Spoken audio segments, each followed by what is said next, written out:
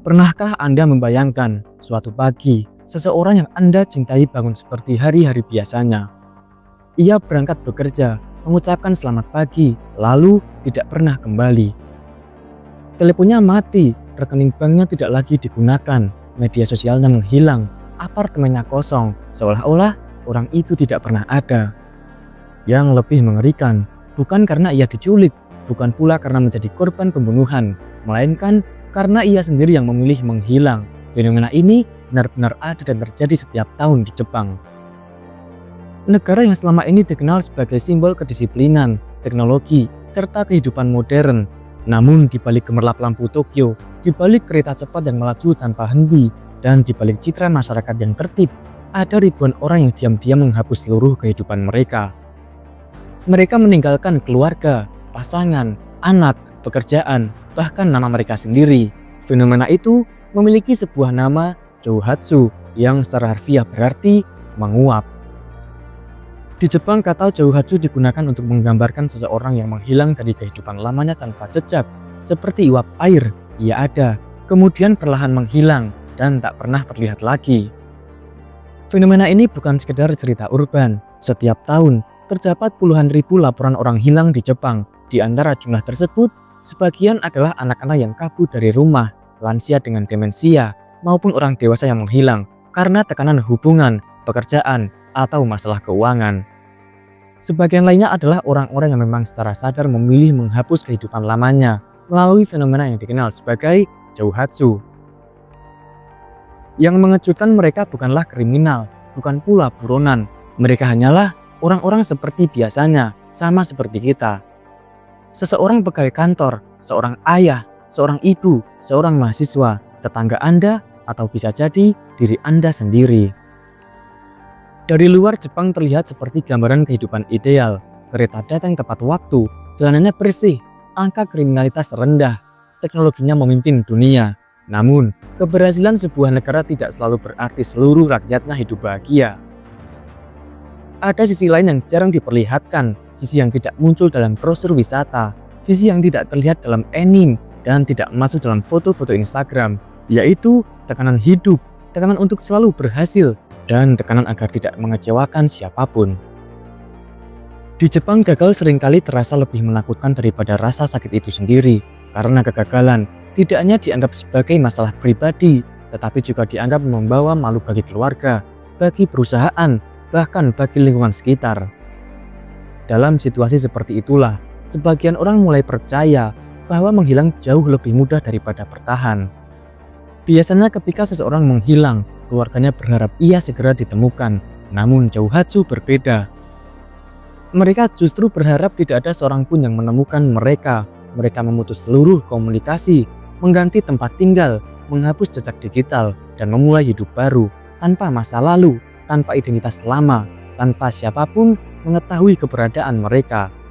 Yang lebih mengejutkan lagi, sebagian besar dari mereka sebenarnya masih hidup, hanya saja mereka hidup sebagai orang lain. Tidak ada seorang pun yang bangun pagi lalu tiba-tiba memutuskan menghilang. Keputusan itu biasanya lahir dari tekanan yang terus menumpuk, hari demi hari, bulan demi bulan, tahun demi tahun. Seseorang kehilangan pekerjaan, terlilit hutang, rumah tangganya hancur, merasa gagal memenuhi harapan keluarga, lalu mulai menarik diri, berhenti berbicara, berhenti meminta bantuan, hingga suatu hari ia mengambil keputusan paling ekstrim, yaitu pergi dan tidak pernah kembali. Di layar berita mungkin hanya tertulis puluhan ribu orang hilang, namun di balik satu angka itu, ada satu keluarga yang terus menunggu. Ada seorang ibu yang setiap malam masih meletakkan piring makan, ada seorang anak yang masih percaya ayahnya akan pulang. Ada pasangan yang bertahun-tahun tidak pernah memperoleh jawaban. Yang tersisa hanyalah pertanyaan, kenapa? Tetapi tidak semua pertanyaan memiliki jawaban, karena banyak Chouhatsu memang tidak ingin menjawabnya. Bagi sebagian orang, menghilang terdengar mustahil. Bagaimana mungkin seseorang bisa menghapus seluruh hidupnya? Bukankah ada kamera, rekening bank, data kependudukan, telepon genggam, internet? Semua itu memang benar. Namun yang mengejutkan, di Jepang ada orang-orang yang tahu bagaimana cara menghilangkan semua jejak tersebut. Bahkan, mereka menjadikannya sebuah pekerjaan. Mereka bukan polisi, bukan detektif, melainkan perusahaan yang dibayar untuk membantu seseorang menghilang. Mereka bekerja pada malam hari, memindahkan barang secara diam-diam, menghapus jejak kehidupan lama, dan memastikan klien mereka tidak akan ditemukan. Bayangkan ada sebuah perusahaan yang tidak menjual rumah, tidak menjual mobil, tidak menjual asuransi, tetapi menjual kesempatan untuk menghilang dari dunia. Siapakah mereka? Bagaimana cara mereka bekerja? Dan bagaimana mungkin bisnis seperti itu bisa bertahan di salah satu negara paling maju di dunia?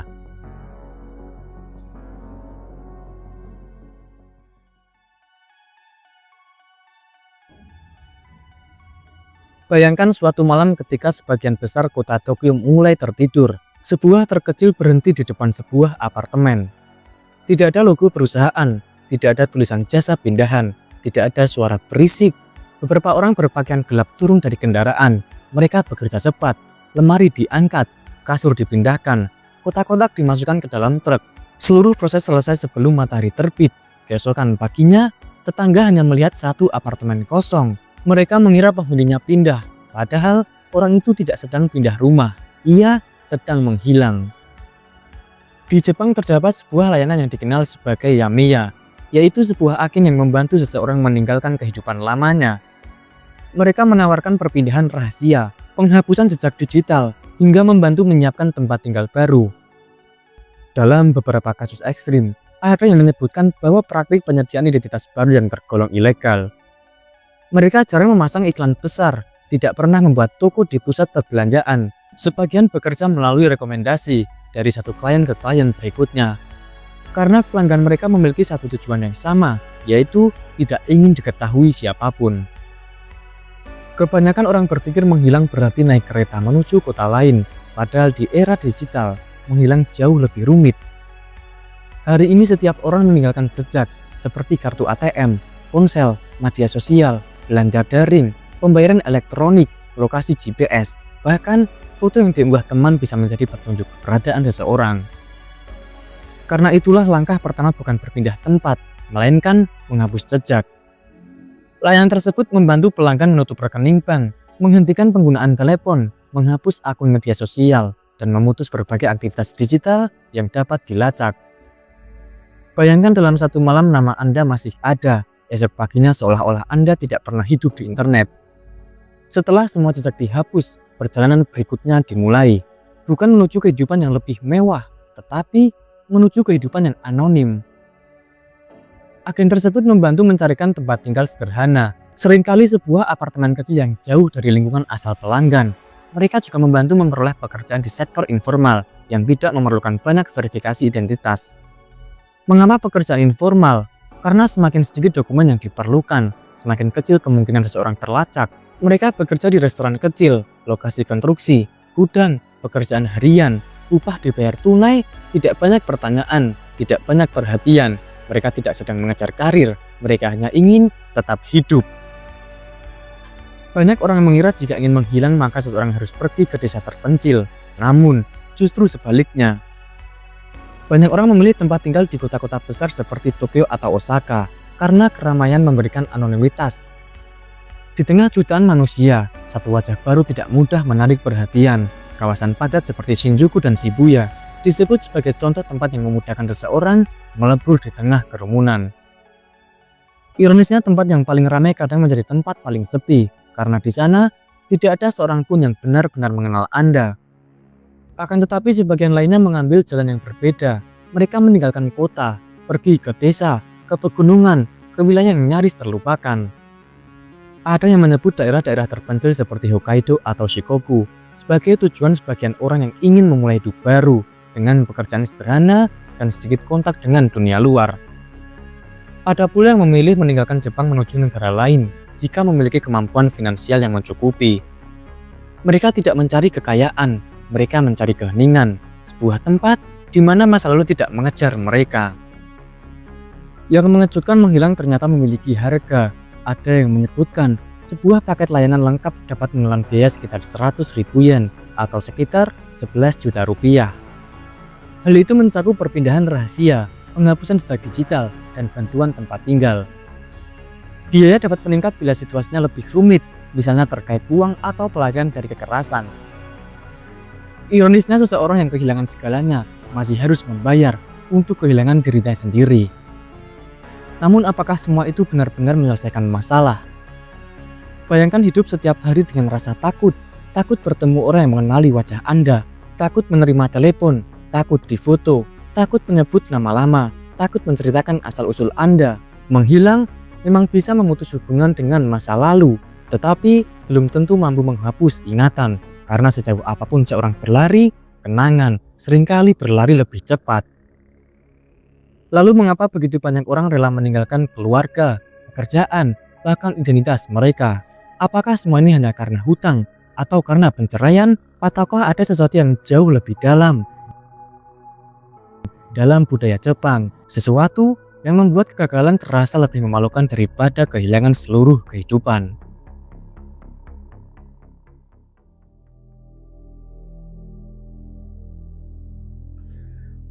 Setelah mengetahui bagaimana seseorang bisa menghilang, muncul satu pertanyaan yang jauh lebih penting, yaitu mengapa? Mengapa seseorang rela meninggalkan orang tua? Mengapa seorang ayah meninggalkan anaknya? Mengapa seorang pekerja yang selama bertahun-tahun membangun karir tiba-tiba menghapus seluruh hidupnya? Jawabannya tidak sesederhana hutang, tidak sesederhana perceraian, dan tidak sesederhana depresi. Di balik fenomena Jouhatsu, ada sebuah budaya yang selama puluhan tahun membentuk cara masyarakat memandang keberhasilan dan kegagalan. Salah satu penyebab utama Jouhatsu adalah budaya malu yang sangat kuat dalam masyarakat Jepang.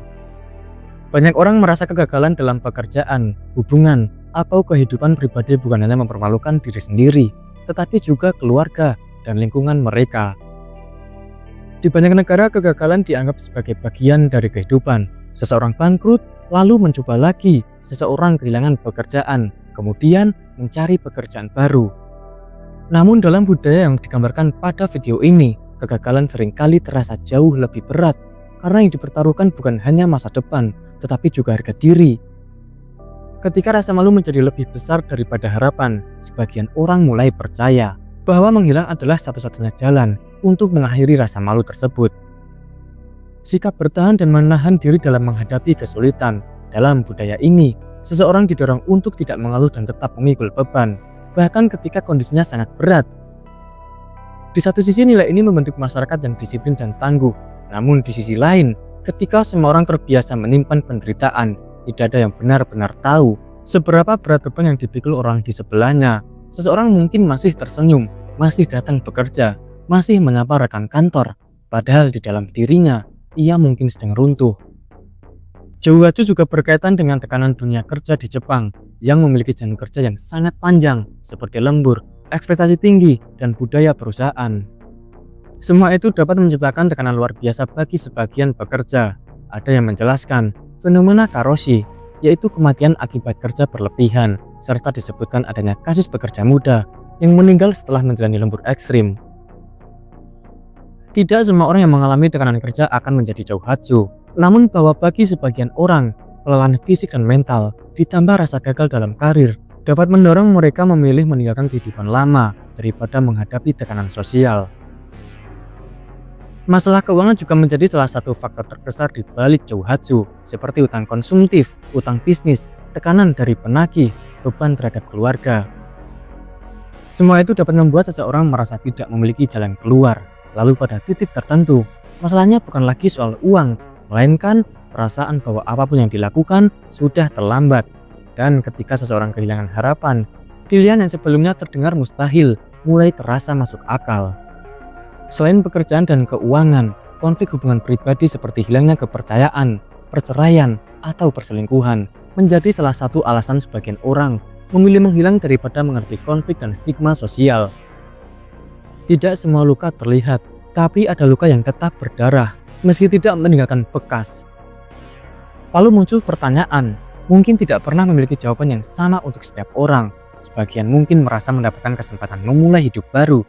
Sebagian lainnya mungkin hidup bertahun-tahun dalam ketakutan, takut dikenali, takut ditemukan, takut masa lalu datang mengetuk pintu. Karena mengganti nama tidak selalu berarti mengganti perasaan, seperti menghapus alamat, tidak berarti menghapus penyesalan, dan meninggalkan kota belum tentu membuat seseorang bisa meninggalkan dirinya sendiri.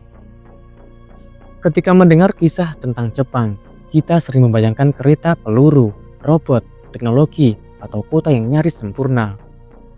Namun fenomena Jauhachu mengingatkan kita bahwa di balik kemajuan sebuah bangsa tetap ada manusia. Manusia yang bisa lelah, manusia yang bisa putus asa, manusia yang mungkin tersenyum di hadapan orang lain tetapi diam-diam berharap tidak ada lagi yang mengenalnya. Pada akhirnya fenomena Jauhachu bukan sekedar kisah tentang orang-orang yang menghilang, melainkan sebuah kisah tentang mereka yang merasa tidak lagi memiliki tempat untuk kembali. Dan mungkin pelajaran terbesar dari fenomena ini bukanlah bagaimana seseorang bisa menghilang tanpa jejak, melainkan bagaimana sebuah masyarakat dapat menciptakan keadaan di mana sebagian orang merasa bahwa menghilang adalah pilihan yang lebih mudah daripada meminta pertolongan. Karena terkadang yang paling membutuhkan untuk ditemukan bukanlah tubuh seseorang, melainkan harapannya.